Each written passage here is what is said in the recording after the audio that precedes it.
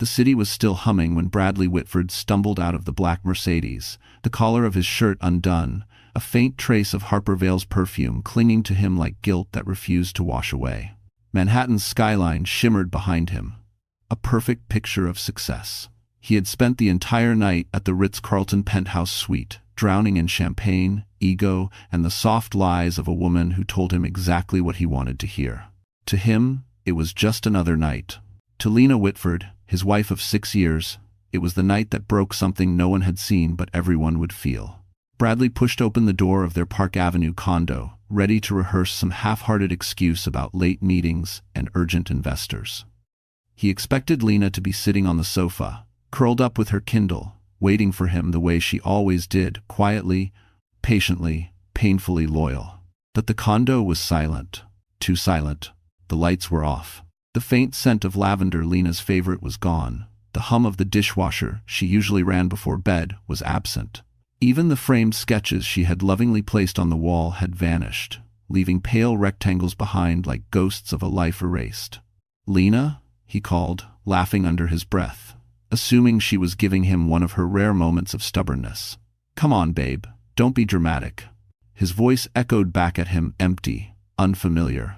He walked into the kitchen, expecting at least a note accusing him of something he could deny. But instead, on the marble counter, placed deliberately beside the Mont Blanc pen he had given her on their first anniversary, was a single envelope. His name. Her handwriting. Nothing else. He opened it with a smirk that froze halfway through. Inside, there wasn't rage. There wasn't pleading. There wasn't pain. There was only a single sentence. "I deserve a life you can no longer give, so I'm taking mine back." Bradley's throat tightened as the room began to tilt. He rushed through the condo, the closet, empty, her desk drawers, bare, her MacBook, gone. Even the small cactus she kept by the window was missing. Lena Whitford had vanished.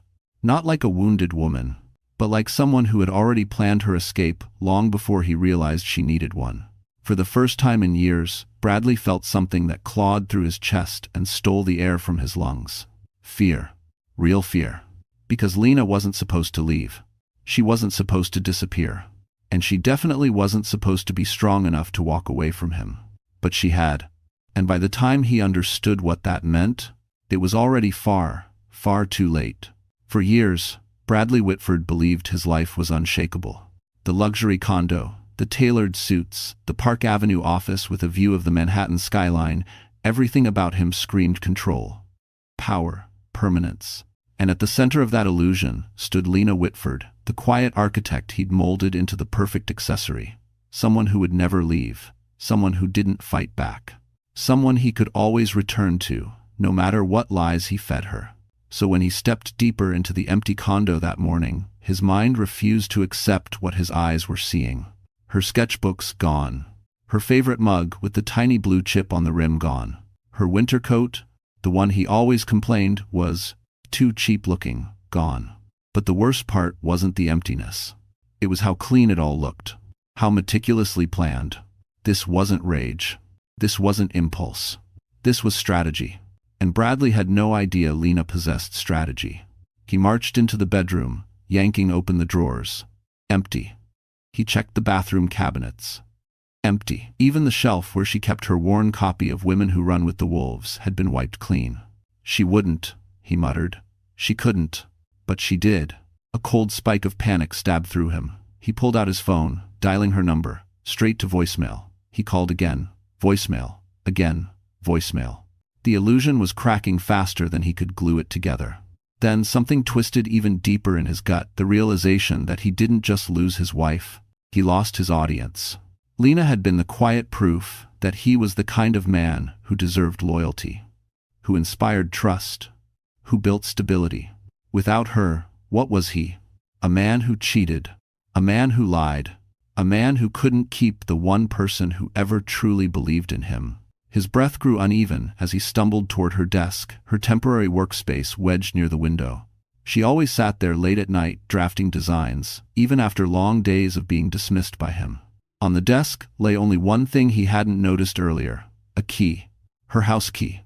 Left behind like a gravestone. Bradley stared at it, the truth sinking into him like water flooding a sinking ship. Lena wasn't coming back.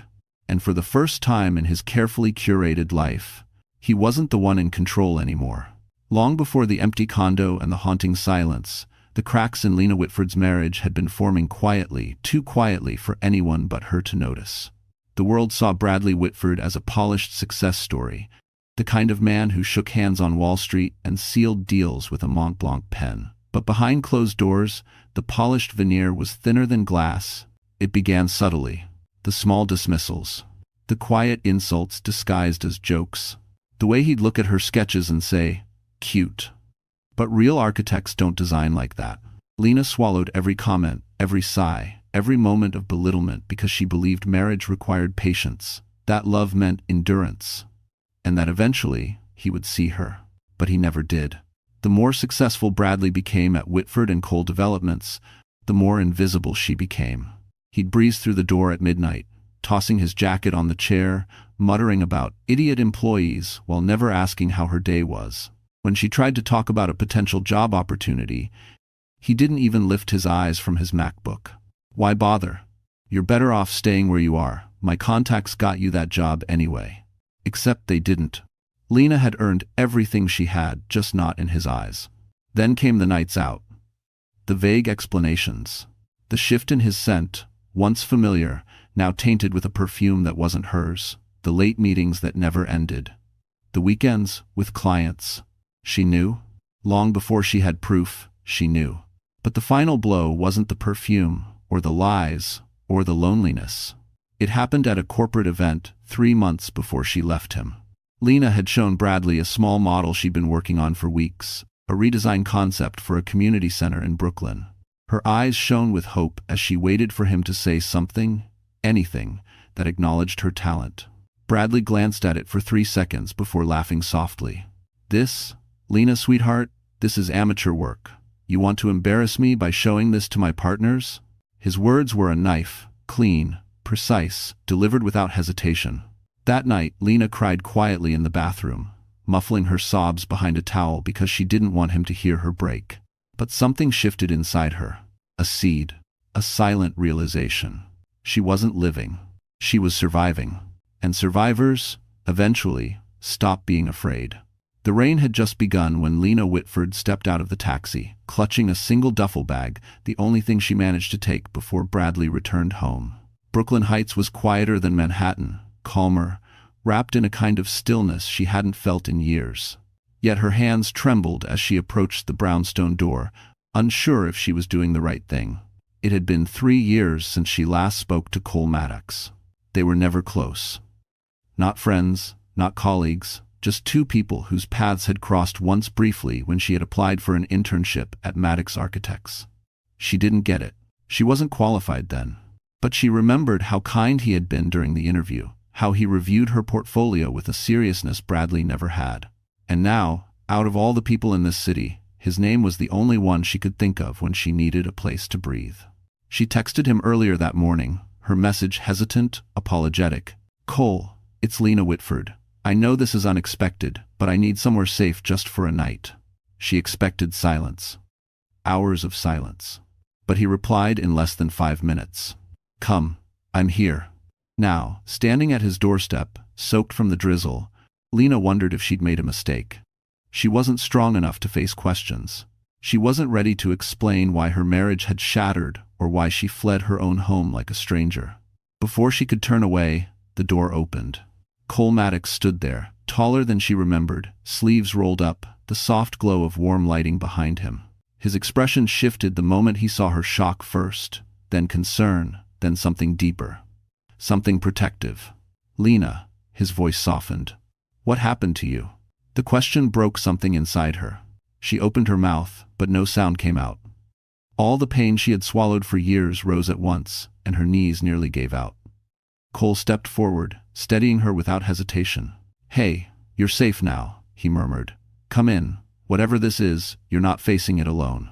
The warmth of his home, the quiet hum of a kettle on the stove, the faint scent of cedarwood, it felt like stepping into a world where pain didn't have claws. For the first time in a long time, Lena allowed herself to breathe. And yet she had no idea.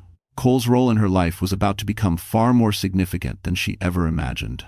The guest room in Cole Maddox's brownstone was small, quiet, and warm, everything Lena Whitford's life hadn't been for a very long time. A soft lamp glowed on the nightstand, illuminating the freshly made bed and a folded blanket that was far too plush to belong to a guest room. Cole had set everything up before she even arrived, as if he sensed she was holding herself together by the thinnest thread. Lena stood in the doorway, her duffel bag slipping from her shoulder. "This is too much," she whispered. "I won't stay long." Cole leaned against the frame, arms crossed, voice steady. "You'll stay as long as you need. That's not up for negotiation." His certainty startled her. No one had ever defended her needs, not even herself. For years, Bradley controlled every detail of her life, the budget, the schedules, even her friendships. She had forgotten what it felt like to make a choice without fear of someone's reaction. Now, in this quiet room, the air felt different. Safer. Still, her thoughts spiraled. What if Bradley tracked her? What if he used the company's security team to find her? What if this caused trouble for Cole? As if sensing her panic, Cole spoke gently. "Lena, you're not doing anything wrong. Leaving him wasn't wrong. Wanting peace isn't wrong." Peace. A word she hadn't tasted in years. She sat on the edge of the bed, fingers twisting the blanket. "I don't know who I am without him," she admitted. "I know that sounds pathetic." "It sounds human," Cole replied. "And it also sounds like someone who's about to rebuild everything she lost." His confidence in her felt foreign, uncomfortable, comforting, all at once. He nodded toward the desk in the corner of the room, where he had placed a small stack of sketch paper and pencils, tools she hadn't touched since Bradley mocked her last design. "I remember your portfolio," Cole said quietly. "You had vision. Someone just convinced you it wasn't worth anything." Lena's throat tightened. No one, not a friend, not a colleague, not even Bradley, had ever spoken about her work with such certainty. "You should rest," Cole added. "Tomorrow will be heavy." She didn't know what tomorrow meant, freedom or fallout, but for the first time, she wasn't facing it alone.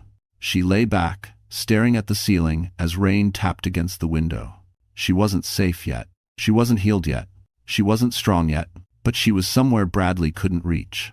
And that alone was enough to ignite the first spark of something she thought she'd lost forever. Hope. Bradley Whitford stood in the middle of the empty condo, pulse hammering as the early morning light crept across the hardwood floor. The silence wasn't peaceful, it was mocking, suffocating, loud in a way that made his ears ring. He dialed Lena's number again. Straight to voicemail. His jaw clenched. She wasn't supposed to leave. She wasn't capable of leaving. That was the story he'd told himself for years. But now her absence was a gaping hole he didn't know how to fill or hide. He stormed into his office, grabbing his laptop and logging into the home security app. The password failed. He tried again. Failed. Again. Failed. Password changed. By her. A bitter laugh escaped him. Cute, Lena. Real cute. But the knot in his stomach tightened. Bradley wasn't worried about her safety. He was worried about something far more dangerous, how this would look. At Whitford and Cole Developments, image was everything. He had spent years constructing the persona of a stable, devoted family man to balance out his ruthless corporate reputation. A disappearing wife? That wasn't part of the brand.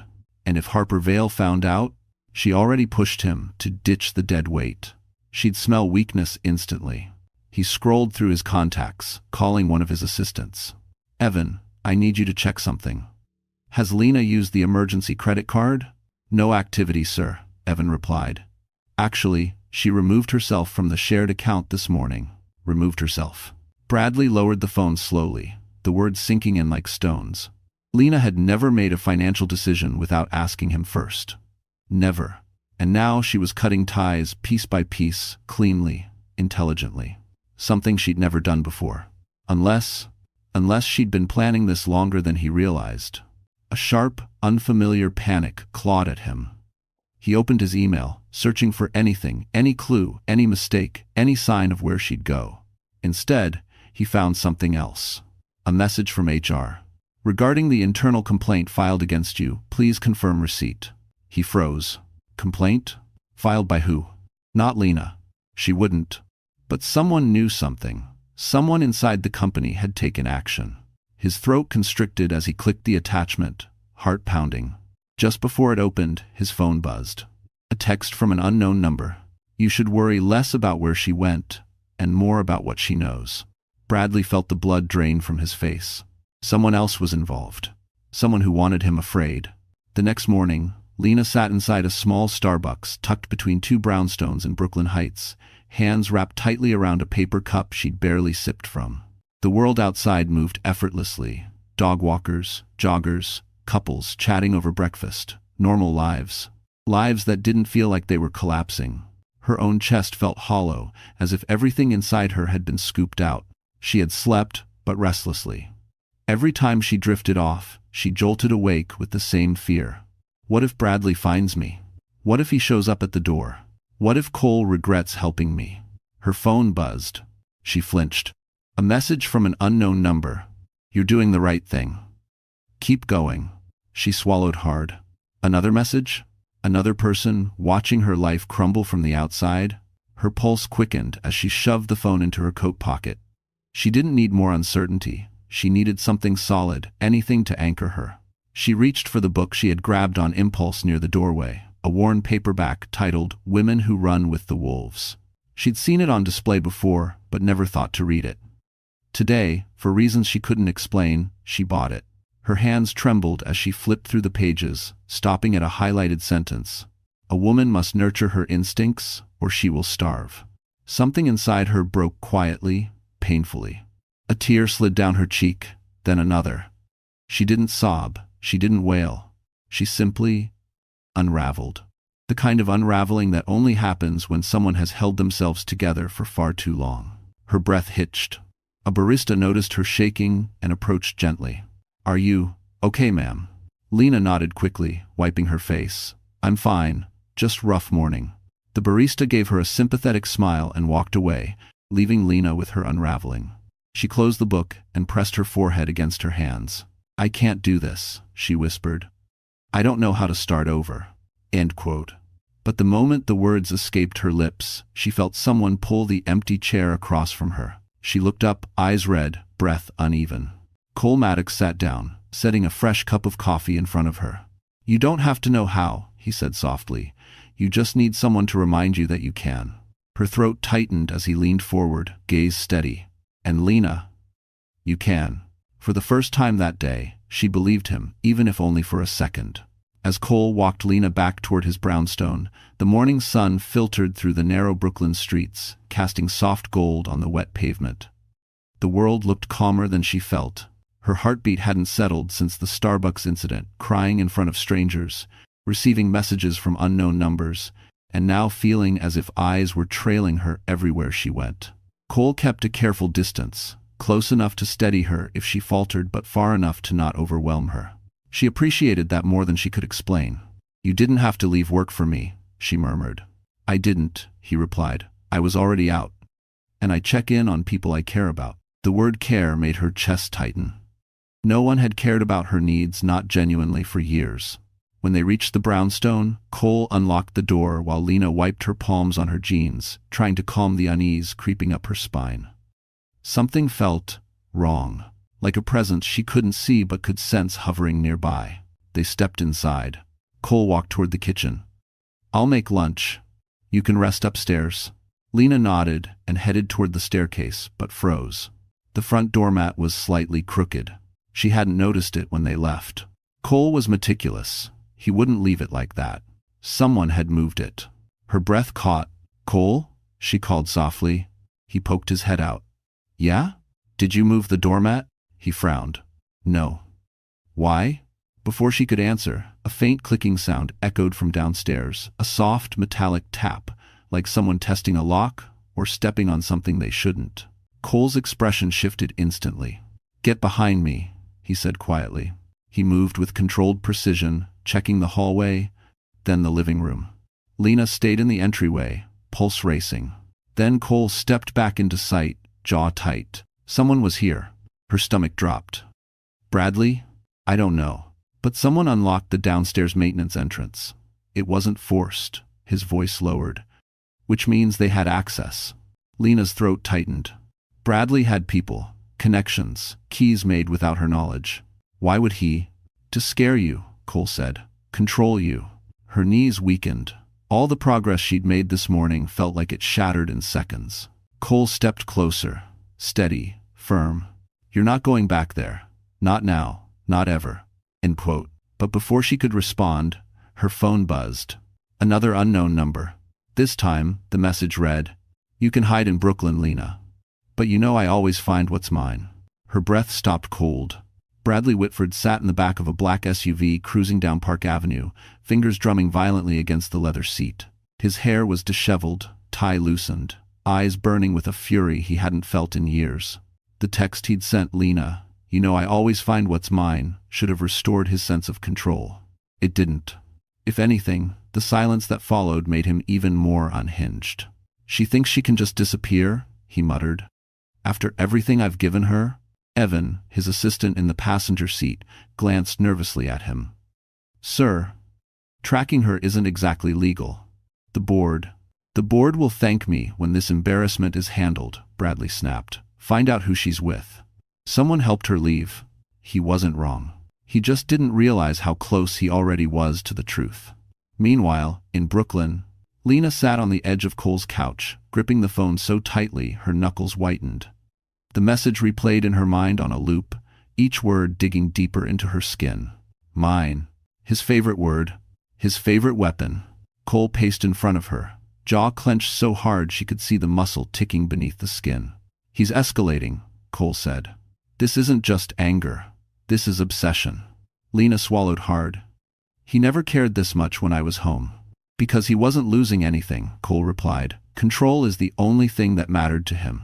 He knelt in front of her, then not close, but close enough for her to feel grounded.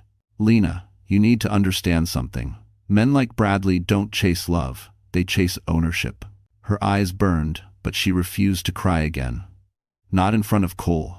Not after everything he'd already done for her. "What do I do?" she whispered. "You stay here," Cole said, "and you let me help you, fully, not halfway." She looked away. "I don't want to drag you into this." "You didn't drag me." His voice softened. "I stepped in." Before she could respond, Cole's phone buzzed. He stood and checked the screen only for his expression to darken. "It's a security alert from my office," he said quietly. "Someone tried accessing the building using a forged ID." Lena's breath caught. "Bradley?" Cole didn't answer. He didn't need to, because the message that popped up seconds later on Lena's phone said everything. "If you won't come home, I'll come get you myself." Her blood ran cold. By the time Bradley stormed into the lobby of Whitford and Cole Developments, the entire building felt wrong. People weren't greeting him. Conversations hushed when he passed.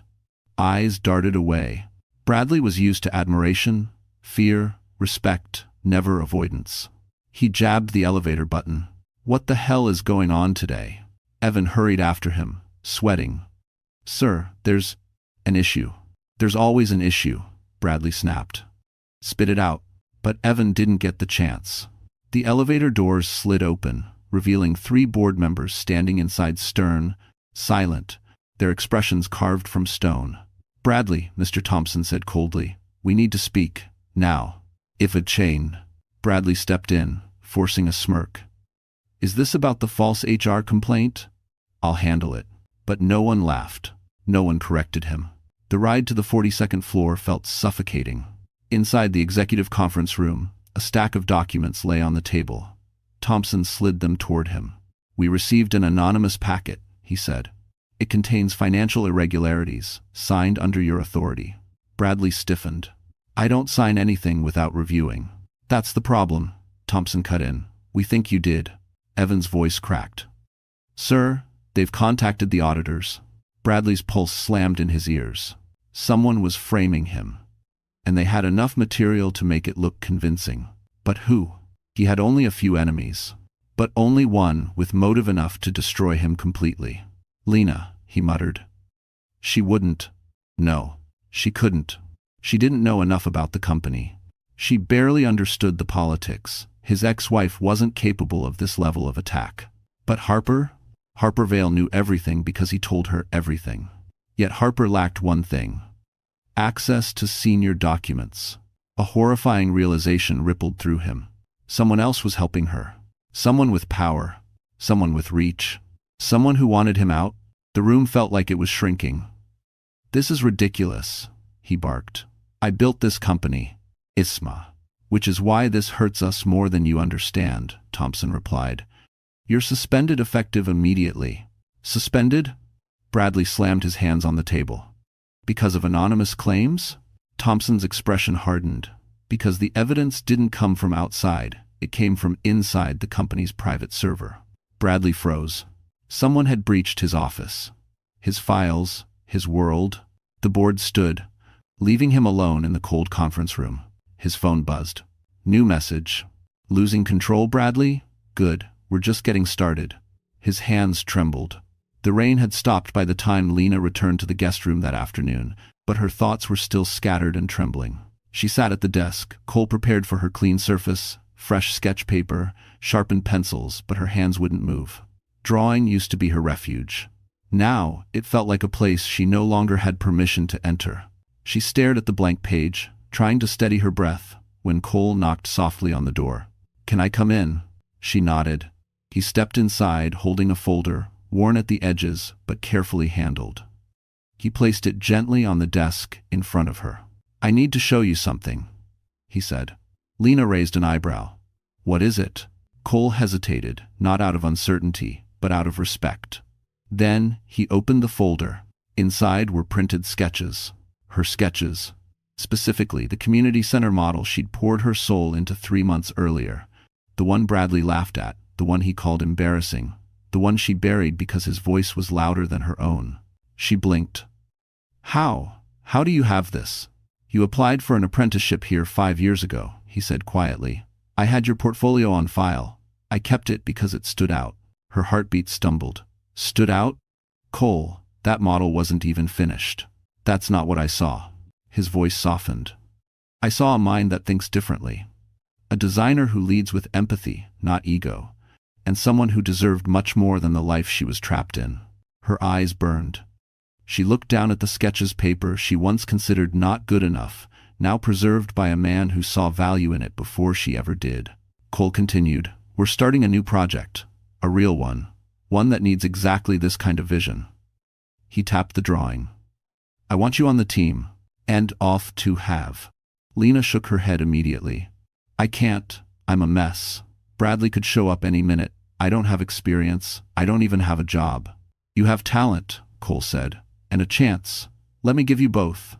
She swallowed, throat tight. Why help me this much?" Cole met her eyes, steady, grounded, sincere. "Because someone once helped me when my world was falling apart. And because Lena," he drew a breath, "you deserve to be seen." They sove. Before she could answer, Cole's phone buzzed loudly. He checked the screen, then cursed under his breath. "It's your husband," he said. "He's already in Brooklyn." Lena's blood ran cold. By the time Cole pulled Lena away from the desk, the late afternoon light had dimmed to a cool gray. The brownstone felt smaller, tighter, as if the walls sensed the tension closing in on them. Lena followed Cole down the stairs, her breath thin and uneven. "Are you sure it's him?" she whispered. Cole nodded grimly. A security alert flagged his vehicle in the neighborhood. "He's circling the block." Fear crawled up her spine. Bradley knew Brooklyn Heights well too well. He'd once insisted they consider buying a townhouse here, though Lena now understood the real reason. He liked knowing every corner of her world. Cole stopped near the front window, careful to stay hidden behind the curtain. He peered out, jaw tightening. He's on the corner. Black coat, phone in hand. He's waiting. And Fortman? Waiting. Not searching. Not calling. Waiting because he expected her panic to lead her straight back to him. Lena's stomach twisted. "He's trying to smoke me out." Cole turned to her, expression protective. "You're not going anywhere near him." She wrapped her arms around herself. "He looks calm. That's worse than angry." Cole didn't disagree. Bradley's anger was predictable. Bradley's calm was lethal. Lena stepped back from the window, unable to look any longer. Memories flashed in harsh fragments, the raised voice behind closed doors, the quiet disapproval at dinner parties, the humiliation that always came wrapped in soft tones. She whispered, "He's not here because he loves me. He's here because he thinks he lost his property." Cole's gaze softened, but his voice stayed firm. "He doesn't own you. He never did." Before she could respond, a loud buzz shattered the air. The doorbell. Lena's heart seized. How did he get to the door so fast? Two. He didn't, Cole said, checking the peephole. It's a delivery guy. But something was off. The delivery worker kept glancing around, shifting from foot to foot, as if someone had given him instructions he didn't fully understand. Did you order anything? Cole asked. No. Cole opened the door cautiously. The courier thrust a small envelope at him. For Lena Whitford, he said quickly, without meeting Cole's eyes. Cole took it. Who sent? But the man was already hurrying down the steps, practically fleeing. Lena's hands shook as she tore open the envelope. Inside was a single photo. Her. At Starbucks. Taken that morning. On the back, in Bradley's handwriting, I told you I always find what's mine. The room spun. Cole caught her before her knees buckled. Lena sat frozen on the couch, the photograph trembling in her hands. Her own face stared back at her, wide-eyed, exhausted, vulnerable. The Starbucks window behind her reflected a world she no longer felt safe in. She hadn't even noticed anyone taking the picture. That detail alone sent a cold shiver down her spine. Bradley had been closer than she thought. Close enough to watch. Close enough to record. Close enough to remind her that he still believed she was within his reach. Cole knelt beside her, gently removing the photo from her grasp before it tore. Lena, look at me. This isn't your fault. Her voice cracked. He's watching me. What if he's watching us now? Cole didn't dismiss the fear, not like Bradley used to. Instead, he glanced around the room, scanning each window, each shadow. I'm calling a security team, he said. This stops today. But before he could stand, Lena grabbed his wrist. No. If you escalate, he'll get worse. Cole exhaled sharply, frustrated but controlled. He's already worse. She knew he was right. But a lifetime of surviving Bradley had trained her to minimize danger rather than confront it. Her instinct wasn't to fight, it was to vanish, to shrink, to apologize until the storm passed. But storms never passed around Bradley. They only grew. Cole sat down beside her. There's something I need to tell you. His tone had shifted softer, heavier. Lena wiped her eyes. What is it? He hesitated. The forged ID someone used to access my office. It wasn't random. Whoever did it knew exactly where sensitive documents were stored. They accessed the archive room. Lena's stomach dropped. What documents? Old procurement contracts, Cole said. Ones involving your husband. She blinked. Why would Bradley break into your office for that? That's the part that doesn't make sense. Cole leaned forward. Because those documents, those contracts, weren't placed there originally. Someone moved them. Moved them? She whispered. Cole nodded slowly. Lena. Someone is helping him. Or helping you. I can't tell which. Her pulse pounded. Another player in this nightmare. Another shadow in the dark. Before she could process it, her phone buzzed again. She didn't want to look. She didn't want to breathe. But she forced herself. It wasn't Bradley. It was a different number. This time, the message said, he isn't your only enemy. Be careful who offers you help. Lena's heart slammed in her chest. Cole frowned. What does it say? She looked up at him, voice barely a whisper. Someone else is watching us. The warning message echoed in Lena's mind, long after the phone dimmed. He isn't your only enemy. Be careful who offers you help. Her breath trembled. Another threat? Another watcher? Or someone trying to save her? Cole took the phone gently from her hand, scanning the message with a hardened expression. Lena, this isn't random. Someone knows exactly what Bradley is doing, and they're close enough to follow his steps. But why warn me? She whispered. Because whoever it is, Cole said, they don't trust either of us. Before she could respond, the doorbell rang again. A chill raced down her spine. Not Bradley, not this soon. But Cole moved toward the door with caution, checking the peephole before unlocking it. It's a woman, he murmured. Alone. He opened the door, just a crack. Standing on the doorstep, windblown and tense, was Megan Hartley, Lena's oldest friend, someone she hadn't seen in nearly a year. Someone Bradley had slowly pushed out of her life by convincing her Megan was a bad influence. Megan stepped inside before Lena could react, eyes blazing with urgency. Lena, thank God, I've been looking for you for 2 days. Lena's heart twisted. Megan? How did you even know I left? Because, Megan said, Bradley sent people to my apartment yesterday. They questioned my neighbors. They asked if you were hiding with me. Her voice shook. Lena?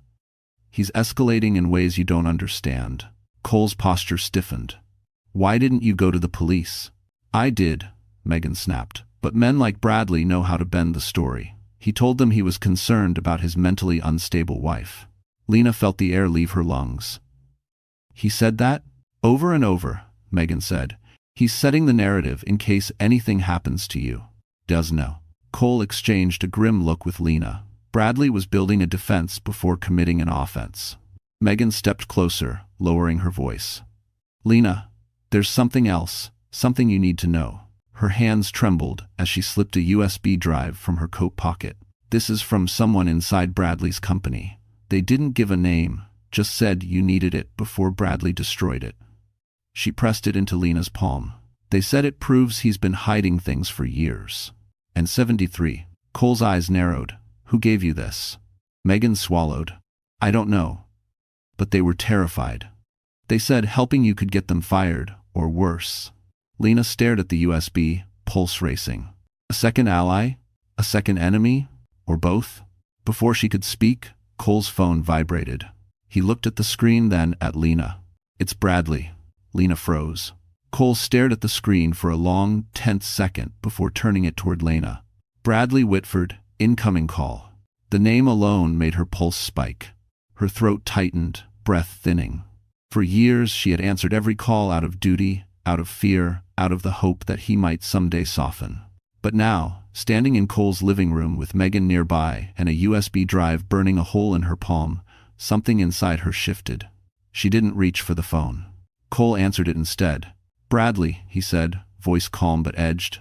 This isn't a good time. One ovation, he said, brazzed. On the other side, Bradley's voice came sharp, cold, and steady, his dangerous tone. Put my wife on the phone. Now. Cole didn't flinch. She's not your property. There was a long pause, then a dark, humorless laugh. Cole Maddox, Bradley said slowly, you really think you understand what's happening here? I understand you've crossed the line, Cole replied. No, Bradley snapped. She crossed it when she walked out on me. You have no idea what she's capable of. End quote. Lena felt her stomach twist. Bradley had always weaponized her silence, used it as evidence she was weak. Hearing him twist reality again made her fists clench. Cole kept his voice steady. What I know is this, she's safe. And she's not coming back. Silence. A dangerous silence.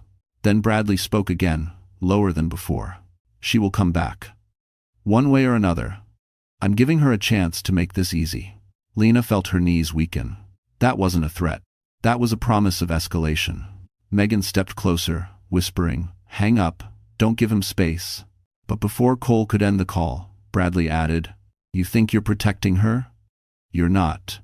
She's ruined more than you know, and when everything collapses, she'll have no one left to hide behind. Cole's jaw tightened. We're done here. He ended the call.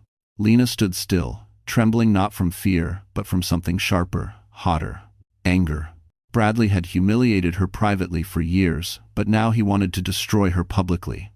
He wanted to drag her down before she had the chance to rebuild. She lifted her chin, breath shaking. I'm not running anymore. Cole and Megan exchanged a look, surprised, relieved, worried, but Lena didn't waver. He wants a fight? She whispered. Then, for the first time in my life, I won't back down.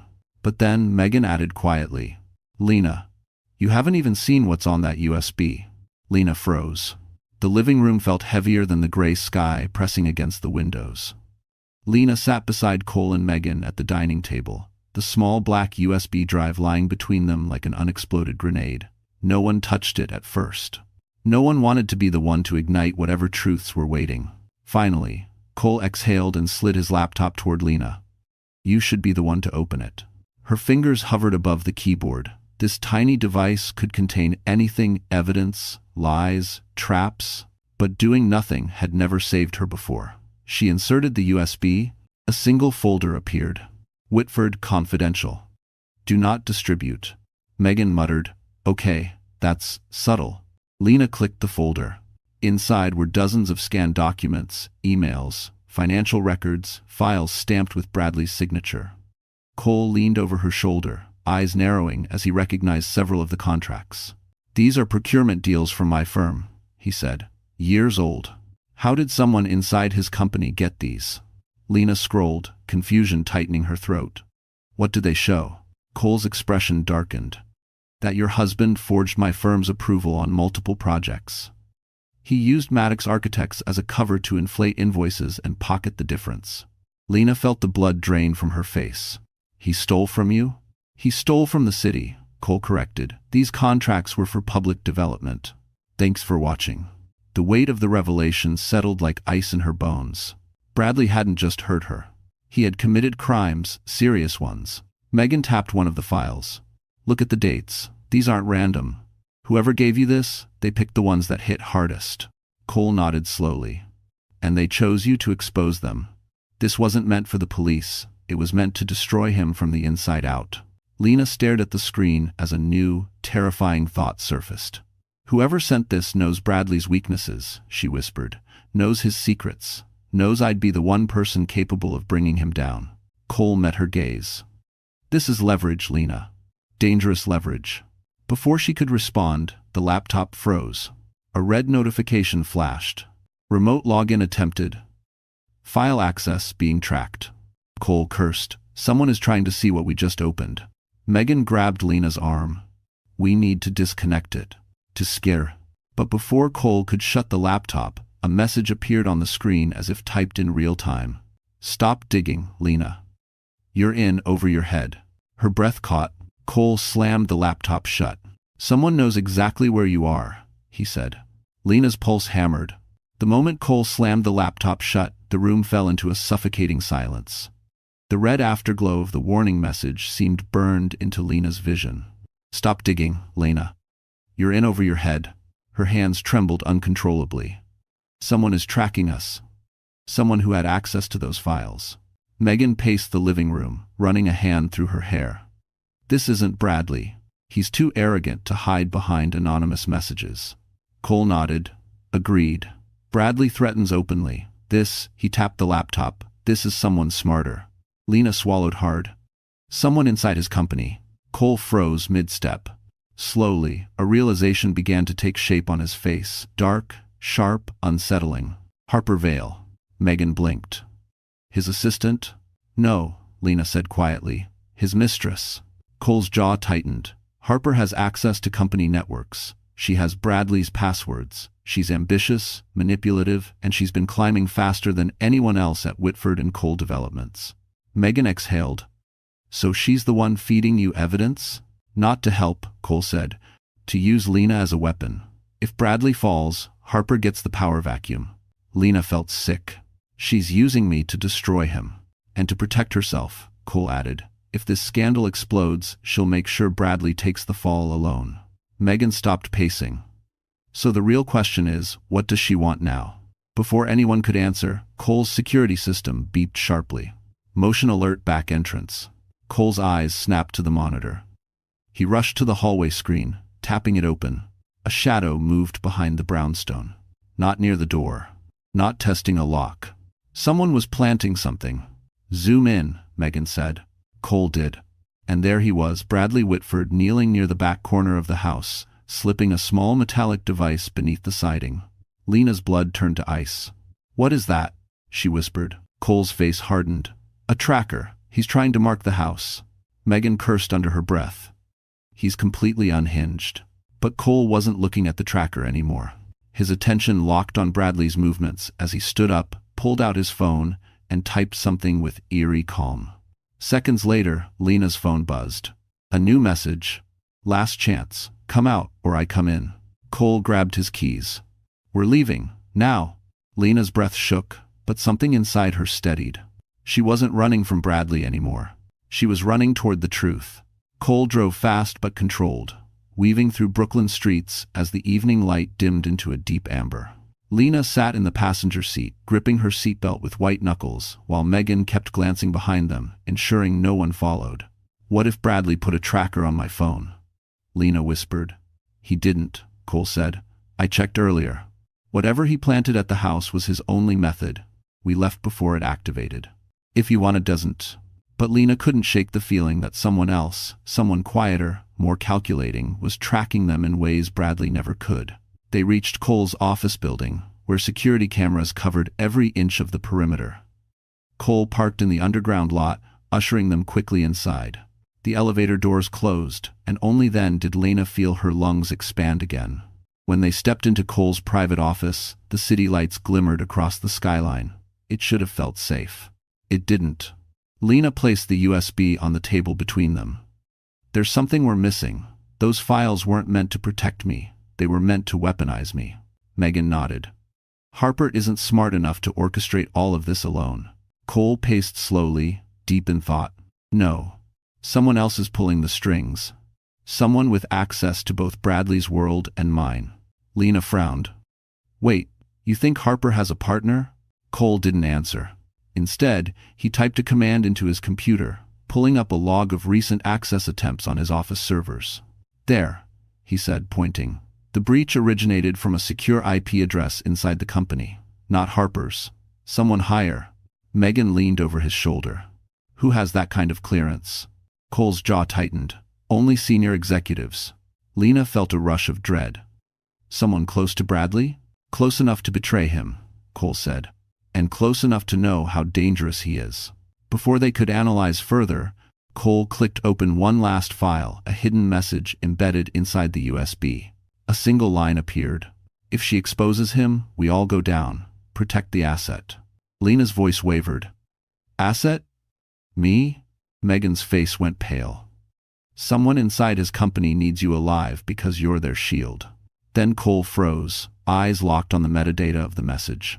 Not Harper, not an assistant, not a tech. A name appeared. A name none of them expected. Cole whispered, "Oh my God, it's from his partner, the co-owner." Lena's heart slammed. "You mean Whitford and Cole?" Cole nodded slowly. "Yes, Cole, but not me." Cole's face drained of color as he stared at the name glowing on the screen. Not Harper. Not a junior executive. Not a tech specialist hiding behind anonymity. The signature embedded in the metadata belonged to Nathan Cole. Lena blinked. "Wait, Cole, isn't that—" "My brother," Cole said quietly. "My older brother." Megan gasped. Lena's breath caught. Nathan Cole, the silent partner, the investor behind half the firm's early projects, the man who never appeared in photographs and rarely attended board meetings.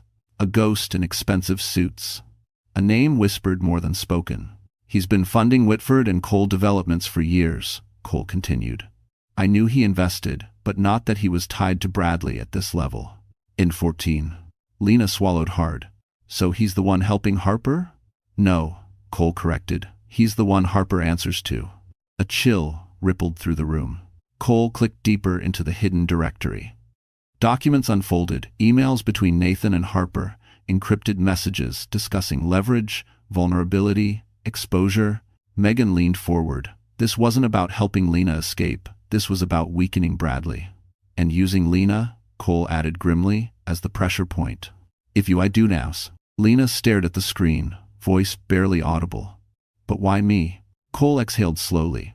"Because you're the only person Bradley underestimates, the only one he wouldn't expect to hold evidence capable of destroying him." Megan shook her head. "But Nathan? What does he gain?" Cole hesitated. "Control. Full control of the development empire. If Bradley falls, Nathan becomes the sole power behind the company."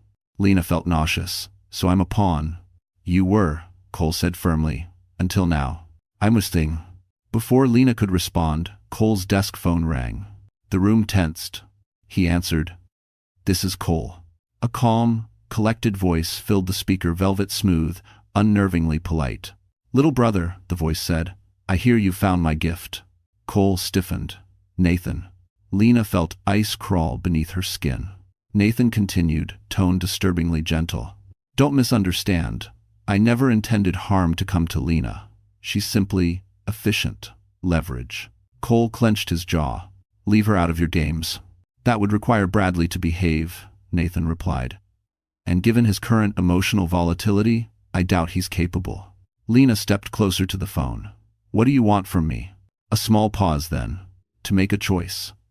I can end Bradley's reach tonight, wipe him from the board, but I need something from you in return." Cole's eyes widened. "Lena, don't." Nathan's voice darkened. "Your silence, permanently. Walk away from exposing the contracts, and Bradley disappears from your life forever." Lena felt her world tilt. Lena stood in Cole's office, staring at the speakerphone as Nathan Cole's offer settled over her like thick smoke. "Stay silent, and Bradley disappears. Expose him, and you ignite a war with consequences none of them could predict." For a moment, the room felt unbearably small. Megan held her breath.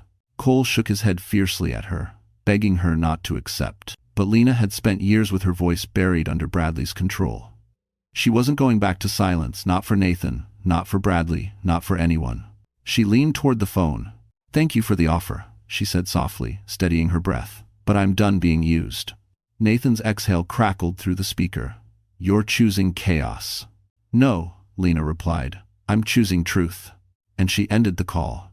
Cole stared at her, half terrified, half in awe. "This decision, it changes everything." "I know," Lena whispered. "That's why I made it."